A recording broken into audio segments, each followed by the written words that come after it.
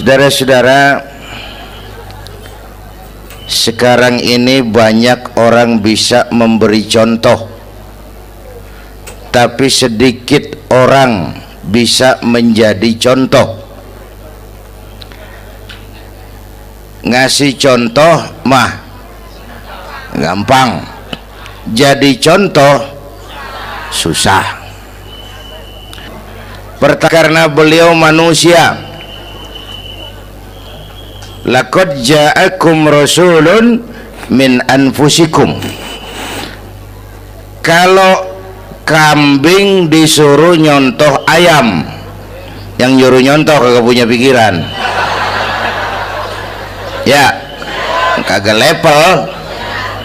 Kambing mah nyontohnya kambing, kebo nyontohnya orang, nyontohnya orang. Makanya Nabi kita orang, bukan malaikat, bukan jin, bukan dewa, manusia. Kalau manusia disuruh nyontoh manusia, itu perintah masuk akal, predispositionnya sama. Kalau disuruh nyontoh malaikat mah ribet kan.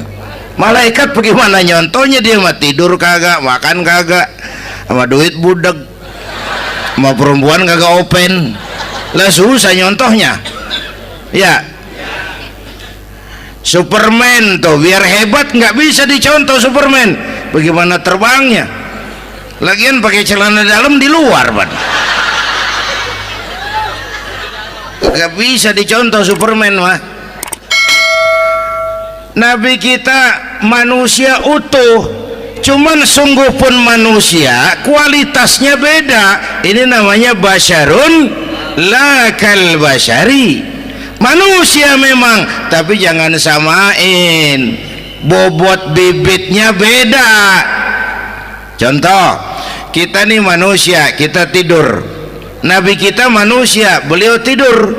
Tidur Nabi, tidur mata doang, hatinya nggak pernah tidur. Tuh bedanya sama kita tuh. Tidur kita keblek, asal tidur habis-habisan. Lagi, kita manusia, kita keringetan. Nabi kita manusia, keringetan. Keringet Nabi harum wangi, bau minyak kasturi, zaman belum ada parfum. Keringet kita udah rasain aja masing-masing dah, jangan pakai dikebet udah.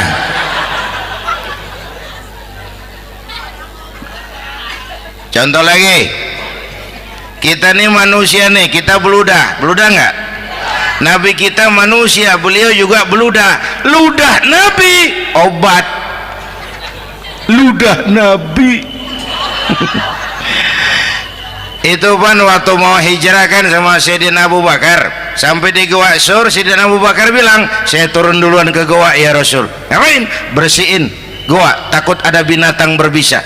Silakan turun. Sayyidina Abu Bakar bersihin gua, bener tuh, tangannya digigit kalajengking, sakit, ngebet, bengkak. Kalajengking Arab ya, emang di Arab kejadiannya. Herem nyaut aja bener, ditahan aja, udah aman ya Rasul, silakan turun. Lama-lama dalam gua berduaan kelihatan juga Sayyidina Abu Bakar mukanya pucat. Nabi tanya, mabalu kayak Abu Bakar? Abu Bakar kenapa? Nggak apa-apa. Berat meninggalkan Mekah? Enggak. Malas hijrah ke Madinah? Enggak. Takut diubur-ubur Quraisy? Orang kata enggak, itu mah enggak. Lah kenapa muka kamu pucat? Tangan digigit kalajengking. Ngapa nggak ngomong dari tadi? Saya nggak mau nyusahin Tuhan ya Rasul, biar saya tahan, asal jangan nyusahin Tuhan. Jangan begitu kau. Sini tanganmu, diambil sama baginda Nabi. Bismillahirrahmanirrahim. Cuh, diludahin, ringkes, sembuh saat itu juga. Ludah Nabi. Pengen tahu kita yang ludahin, bengkak campur koreng.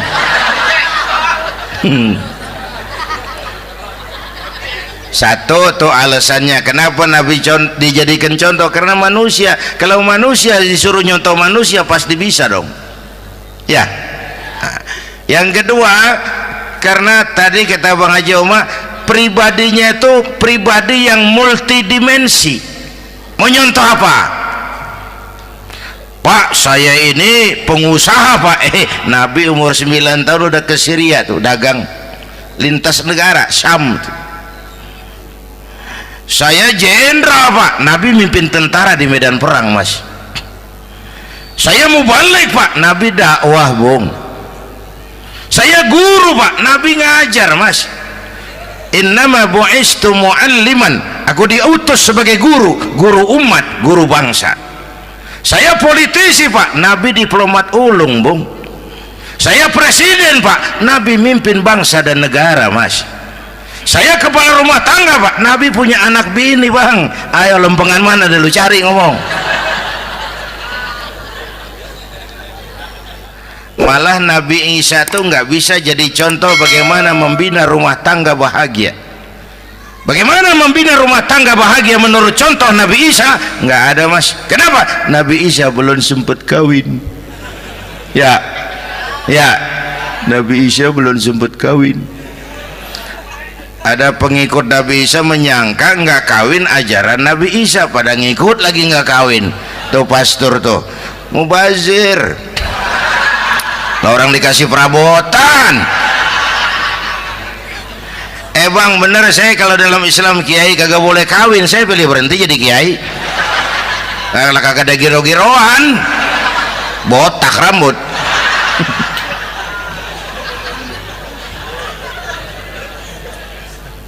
Makanya Bang Haji Oma cerita poligami saya girang banget tadi.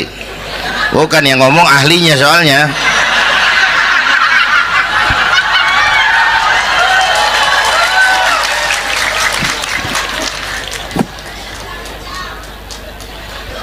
Dadah gitu aja deh ya. Nah, kata Imam Busair nih yang dahsyat, ka'annahu wa huwa fardun fi jalalatihi fi askarin hina talqahu wa fi hasham.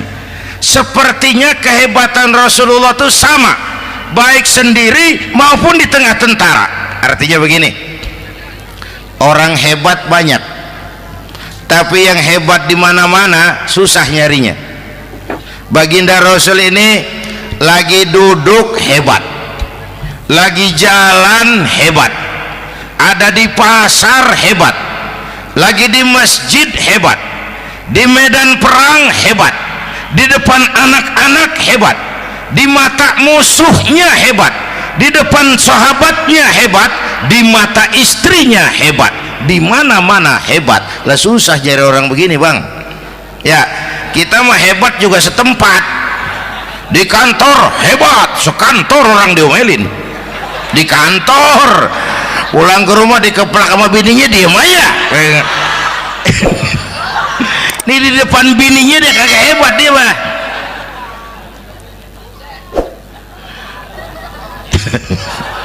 Oke, lalu kalau begitu soalnya apa yang mau kita contoh? Saya sampaikan 3 aja. Pertama, Nabi kita ini tokoh yang sejak kecil udah ditempa kesusahan. Bu, tadi kata Bang Haji, Islam mengangkat derajat kaum perempuan karena perempuan banyak melahirkan orang besar. Lihat Sayyidah Aminah, ibunda baginda Nabi, melahirkan anak pertama tanpa didampingi suami. Meninggal suaminya, sedih hatinya, remuk perasaannya, tapi tegar jiwanya. Dilahirkannya bayi bernama Muhammad, diasuhnya penuh kasih sayang, diantarnya menjadi orang besar dan memang dibesarkan oleh Allah. Itu contoh tuh Bu. Bilangin anak-anak tong, bocah Nabi ngangon kambing tong, sekolah tong, jadi orang gede. Baba lu tibang tamat SD, lu sarjana lu. Baba lu cuman jadi RT, lu jadi camat lu.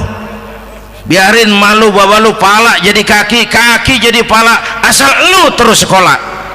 Bu, anak sekolahin, gelang doang digedein lu. Nih kan kita Betawi nih pendidikan ngentengin banget kotaan. Udah dong, jangan tinggi-tinggi sekolah udah. Ngapa mak? Baba lu kagak sekolah hidup noh. Hidup dong, pun jamu monyet juga hidup. Bu, anak sekolahin.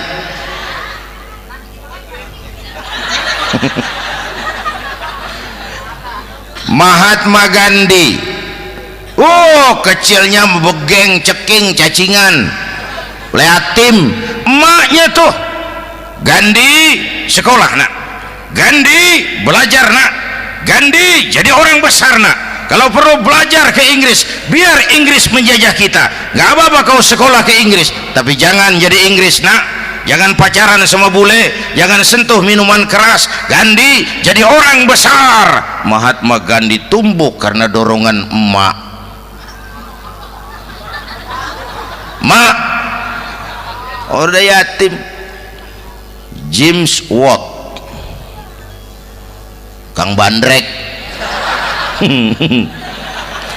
Emaknya tuh yang dorong tuh jadi orang besar.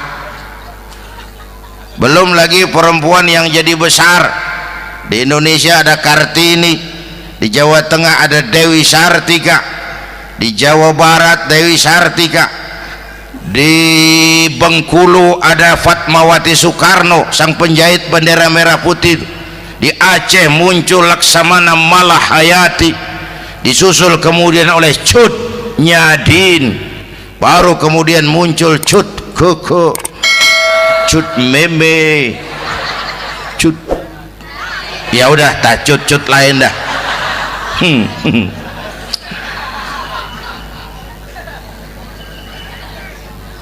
Nabi ke remajanya nggak dikolokin, tegar, tahan bantingan, nggak cengeng. Begini bang, kalau bahasa kita nih, bahasa Betawi nih, orang mah bang kalau udah biasa susah ketemu susah nggak kaget udah. Ya kita Betawi kan masuk sudah nukangin. Susah mulu. Saya santri nih biasa makan kangkung, datang ke rumah temen dikasih kangkung, makanan gue ini mat, dikasih daging ayam lah nambah. Emang apa? Orang mah kalau biasa susah enak nggak kagetan. Saya santri biasa tidur di masjid, disuruh nginep di hotel lah pules nggak? Tapi yang biasa tidur di hotel suruh nginep di masjid encok. Makanya kemarin tuh waktu menteri-menteri baru dilantik tuh saya ngarepin tuh, mudah-mudahan nih menteri ini begitu dilantik bacaannya nawaitu sauma ghadin. Lu pada niat puasa dulu dah, entaran. Puasa kan bukan kagak boleh, nunda doang, nunda puasa mah. Tempe boleh maghrib, tahu boleh maghrib, air kelapa boleh maghrib. Lu menteri pada mau naik mobil mewah boleh ntar kalau ekonomi udah mendingan, rakyat udah pada legaan napasnya. Ya sebab apa? Itu duit buat mobil para menteri kan duit negara kan duit rakyat. Duit rakyat kan duit gue juga, itu ada di situ. Gue bayar pajak. Sayangnya kebanyakan pejabat kita asal dilantik aja bacaannya Allahumma lakasumtu, niat buka puasa. Orang buka puasa kan kemaruk apa jadi gares ya. Bu, jadi benar Islam mengangkat harkat, derajat, martabat kaum perempuan. Kata Bang Haji Umar tadi, dengar nggak tuh? Waktu Nabi ditanya, ya Rasul, siapa yang paling harus saya taati di dunia? Ibumu. Setelah itu ibumu. Setelah itu ibumu. Setelah itu bapakmu. Ibu 3 kali disebut, bapak. Coba pikirin, ibu 3, bapak 1 bapak. Ini bagaimana ngitungnya? Ini jadi kerok begini nih ngitung nih.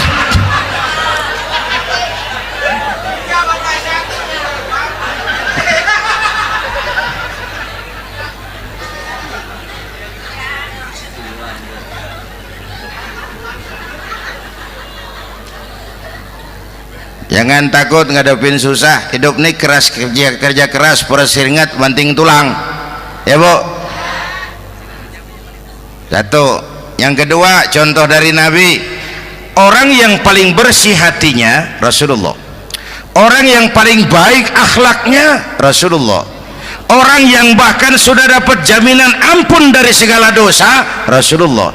Tapi orang yang kalau sholat malam sampai bengkak kakinya karena rajin sujud Rasulullah. Aspek ibadah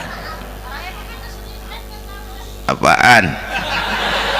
Hei, diam-diam giliran gue ini ngomong.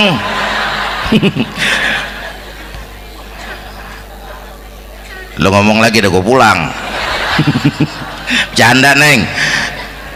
Udah gantian ya. Ya. Apaan urusan? Orang yang dosanya udah dapat jaminan ampun, kalau sholat malam bengkak kakinya karena rajin sujud. Saya tahu di sini juga banyak yang kakinya bengkak. Semurat. Oke.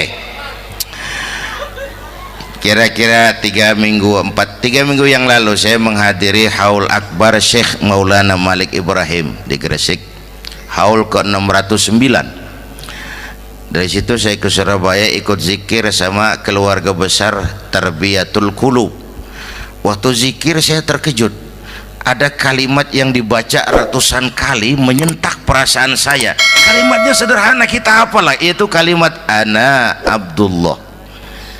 Dibaca ratusan kali, ana Abdullah, ana Abdullah, ana Abdullah, ana Abdullah. Buat saya itu menyentak karena memperteguh komitmen saya hamba Allah, saya hamba Allah. Itu mah Pak Zainuddin kan biasa, itu mah kita semua juga hamba Allah. Betul. Ayo kita bikin luar biasa. Saya mau tanya, Bapak Ibu hamba Allah apa bukan? 3 orang. Ibu hamba Allah apa bukan?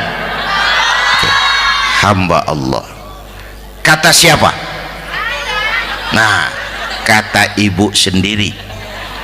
Kalau kata sendiri pan namanya pan ngaku. Ya, orang ngaku mah boleh dong, tiba ngaku namanya juga ngaku. Cuman diakuin apa enggak kita pan belum tahu. Ngaku mah murah, diakuin mahal. Ya, yang gampang dah. Ibu kenal sama Presiden SBY? Kenal. Presiden SBY kenal sama ibu? Lo ngaku, lo ngaku.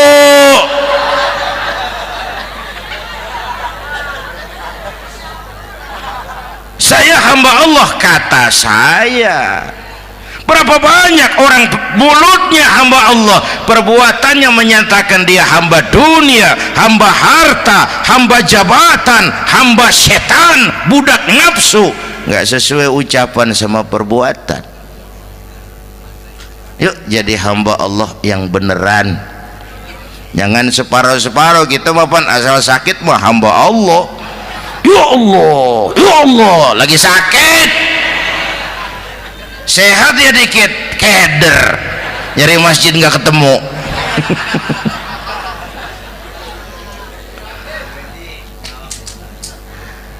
Apalagi kata Bang Haji tadi nih, kita nih kan zaman entertain nih, orang pada pintar bikin bungkusan sekarang Bang.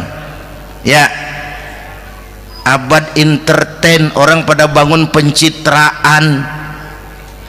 Tadi itu kiai sama dukun tipis bedanya. Dukun pada pasang iklan sekarang, ketik reg. Waduh, sampean lahir hari Selasa, nggak cocok di air, ono di hutan sono. Larang udah dagang es jadi berhenti, nggak cocok di air.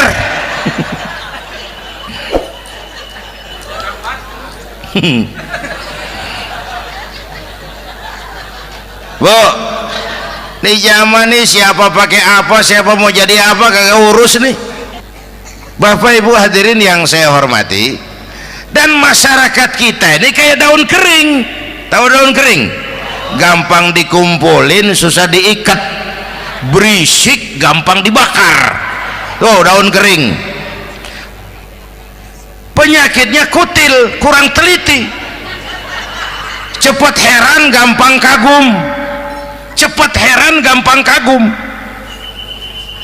Dulu ada tuh satu hari tabrakan di jalan kenceng, buah, korban jatuh belepotan darah, dikerubungin orang banyak.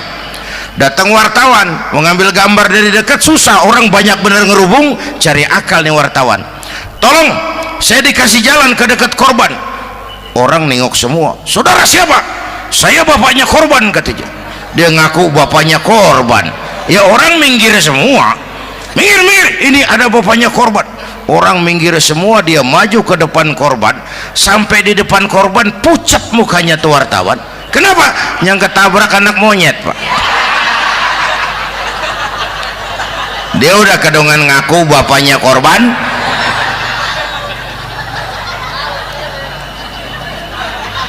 Bu, ini cerita pendek tapi pesannya lumayan nih. Kalau belum kenal bener mah jangan buru-buru ngakuin, ya. Dia kagak tahu yang ketabrak siapa, main ngakuin aja, saya bapaknya korban. Lu makan lu jadi bapak monyet sono lu. Makanya jagain kampung kita nih, jangan kemasukan yang aneh-aneh, ya. Nabi palsu, aliran aneh, ya ini bid'ah, itu bid'ah kuno yang kayak begitu. Capek kita ngurusin begitu, udah kelewatan, ya. Yang tahlil terusin, yang kagak suka nggak apa-apa, cuman jangan ngomelin yang tahlil. Orang tahlil juga pakai dalil. Yang mabok masih banyak, yang tahlil diomelin. Kita nih kayak kurang kerjaan, akhirnya rame turu-turu kita. Padahal yang harus kita kembangkan kan rukun antar umat seagama, rukun antar umat beragama, rukun antar umat beragama dengan pemerintah, kata Bang Haji Omar tadi. Rukun antar umat seagama, turu-turu kita muslim nih kudu rukun. Beda pendapat boleh, marahan jangan, ya. Tangan kanan sama tangan kiri juga beda, cuman rukun. Asal kiri gatal nih, kanan kagak diundang, dia datang aja nggak rukin. Nggak ada kiri gatal kanan ngomel, lu garuk aja sendiri, nggak dia mah akur, ya Bu.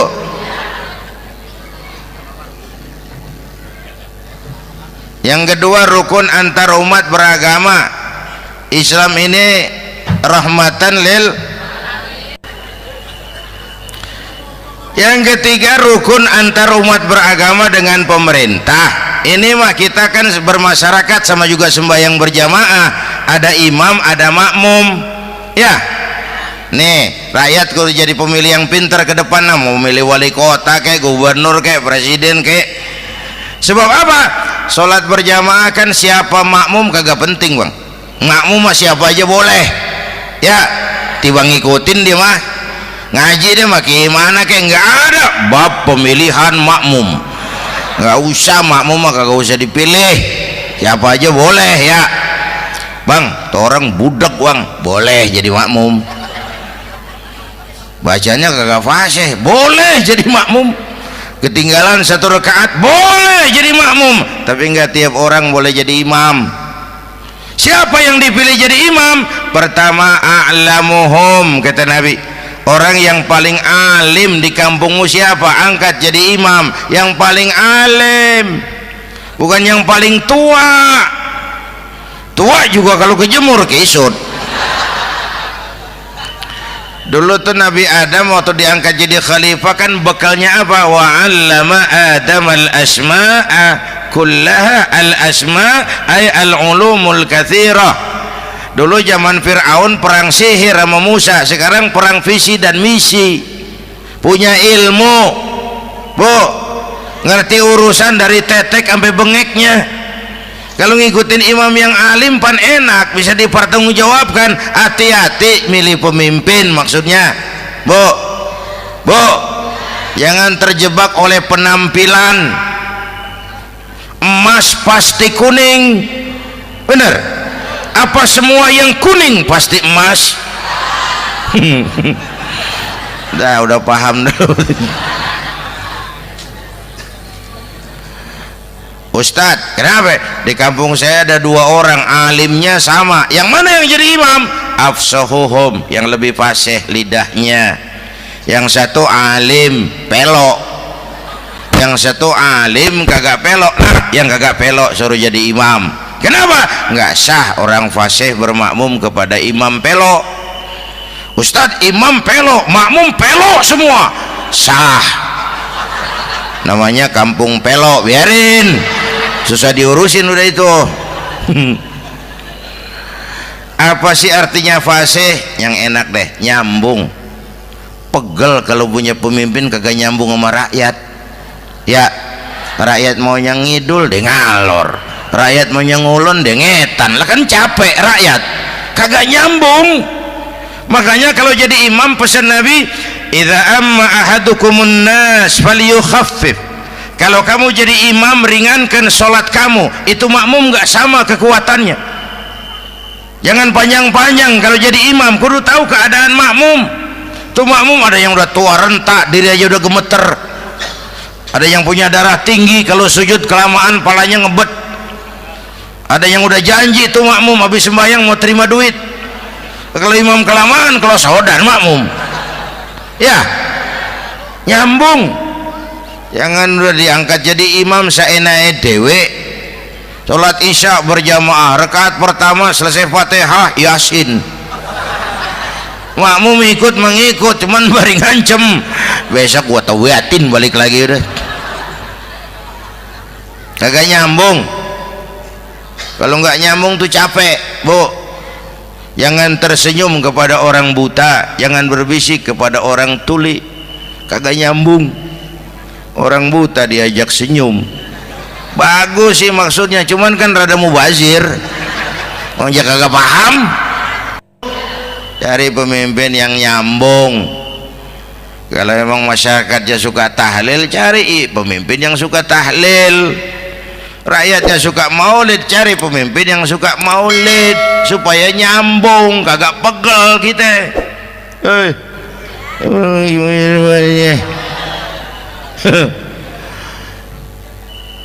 Bapak Ibu hadirin, saya balik urusan kita. Nyontoh Nabi ibadahnya luar biasa. Bu, kita ini perlu Allah. Kita ini perlu Allah. Semua kita perantau di bumi Allah ini. Perantau pasti pulang.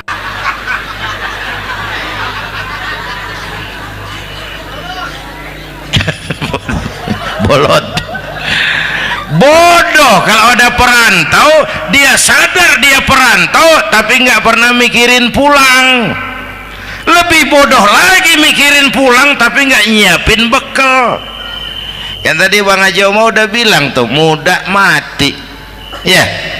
Kadang-kadang engkongnya seger banget, cucunya mati ya. Perantau mah mesti pulang. Sini mah kita ngendon doang, ngendon taran. Mula-mula pan Bang, kita mah tinggalnya jauh di alam arwah. Dari sana pindah ke alam rahim, alam kandungan emak nih. Pernah tinggal di situ 9 bulan tuh. Ada yang 2 tahun, yang keluar udah kumisan. Kelamaan ngetemnya itu.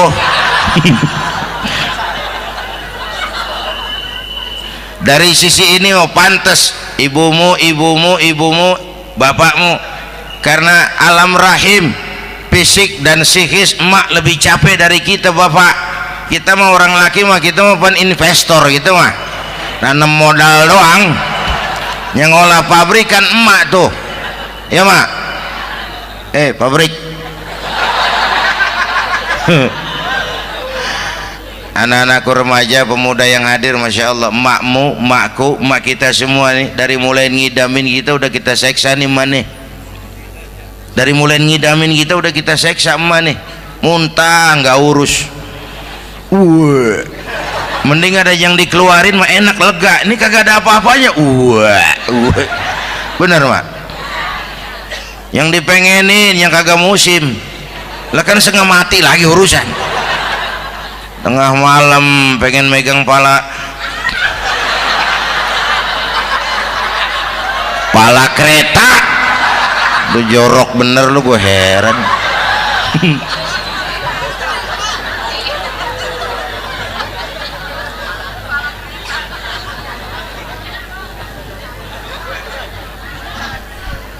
Bapak Ibu hadirin, yang ketiga terakhir, contoh dari baginda Nabi, modal utama perjuangannya adalah akhlak. Memperbaiki akhlak, pakai akhlak. Rasulullah ngajak, bukan ngejek. Rasulullah merangkul, bukan mukul. Rasulullah pakai argumen, bukan pakai sentimen. Tujuannya adalah kebenaran, bukan menang-menangan. Prinsip dakwahnya basyiru wala tunafiru, yassiru wala tu'assiru.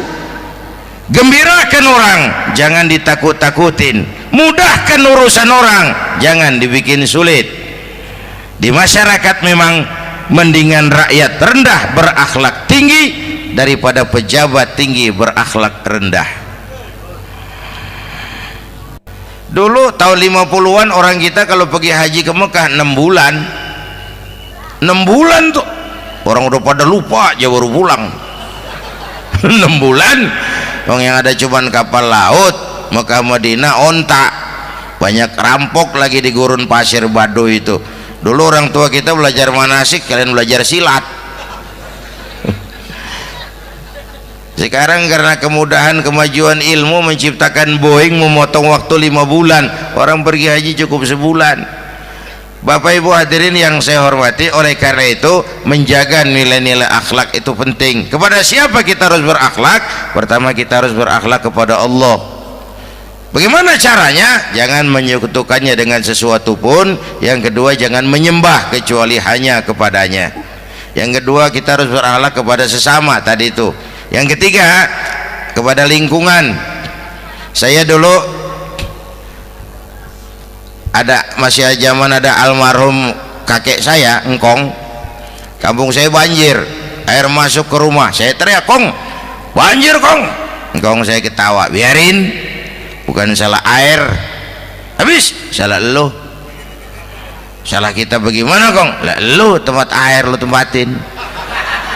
Yang punya tempat datang ya kagak ngerti, ini tempat gua, ini di sini nggak pada lo, lah banjir.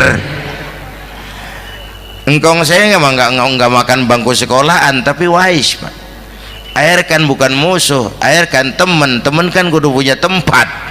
Lalu kagak punya tempat, pantas kemana dengan ayam, banjir. Ya, dulu saya remaja ngaji babul istinja, kiai ngajar makruh buang air kecil di tanah berlubang. Saya tanya, kenapa makruh kiai?